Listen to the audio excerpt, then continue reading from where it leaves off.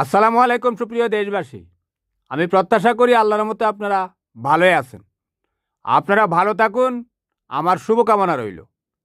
আপনারা কয়েক সেকেন্ডের জন্য শেখ হাসিনা এবং তার যে পররাষ্ট্রমন্ত্রী ছিল হাসান মাহমুদ, তার একটু কথোপকথন শুনেন, মাত্র কয়েক সেকেন্ড। এইভাবে মানুষ মায়ের থাকার কোনো মানা হয় না।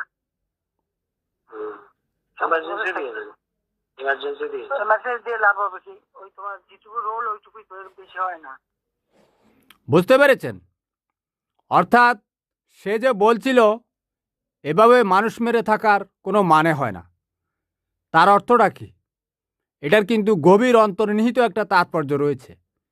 কারণ সে কিন্তু অনেক মানুষ মেরেছে বাংলাদেশে, কথা বুঝতে পেরেছেন? আর হাসান মাহমুদ তো বলছিল সে অফিস করতে যাচ্ছে ওয়েস্টিনে, সে অফিস করে, এরা অফিসই করতো। তার যে চেলা চামুন্ডাগুলো ছিল, যাদেরকে মন্ত্রী এমপি আপনারা বলেন, এদের রোল তেমন বেশি ছিল না, অফিসিয়াল কাজগুলো করতো। এই খুন খারাপি যত ছিল সব শেখ হাসিনা করতো। তার ওই যে পুলিশ লীগ, র্যাব লীগ, তারপরে আরও গোয়েন্দা বাহিনীতে বিভিন্ন যে লীগ ছিল, এই সমস্ত গুন্ডারা কিন্তু শেখ হাসিনার চেয়েও ভয়ঙ্কর। কারণ শেখ হাসিনা তো নির্দেশ দিত, সে তো খুন করতো না।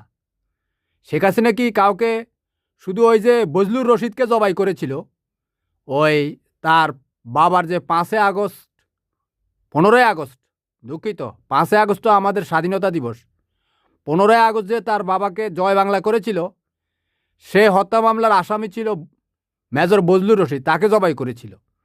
আর বাকি যে হত্যাকাণ্ড হয়েছে, এই যে হেফাজত হত্যাকাণ্ড, তারপরে বিএনপি জামাতের উপর গণহত্যা, 24-এর গণহত্যা, পিলখানায় যে আমাদের দেশপ্রেমিক সেনাবাহিনীর উপর গণহত্যা, এগুলো সবগুলো সে নির্দেশ দিয়ে করিয়েছে।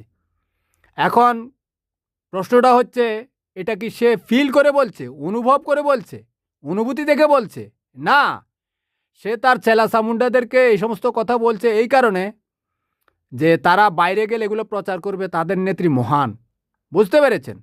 কিন্তু ভিতরে ভিতরে ওই যে তার যে গুন্ডাদেরকে দিয়ে তার কাজই ছিল এটা, আর গণভবনে বসে বসে ইলিশ মাছের বিরিয়ানি রান্না করে খেত। কথা বুঝতে পেরেছেন? সে নিজে বলছে মানুষ হত্যা করা, অথচ সে এতদিন বলতেছিল যে এটা ডক্টর ইউনূসের মেটিকুলাস ডিজাইনের মাধ্যমে হত্যাকাণ্ডগুলো ঘটেছে। আর মানুষ হত্যা করে সে ক্ষমতায় থাকতে চায় না, তার মানে সে মানুষ হত্যা করেছে। অথচ সে এতদিন বলতো সে জঙ্গি, নাশকতাকারী, এদের বিরুদ্ধে ব্যবস্থা নিচ্ছে। তার কথার মধ্যেই তার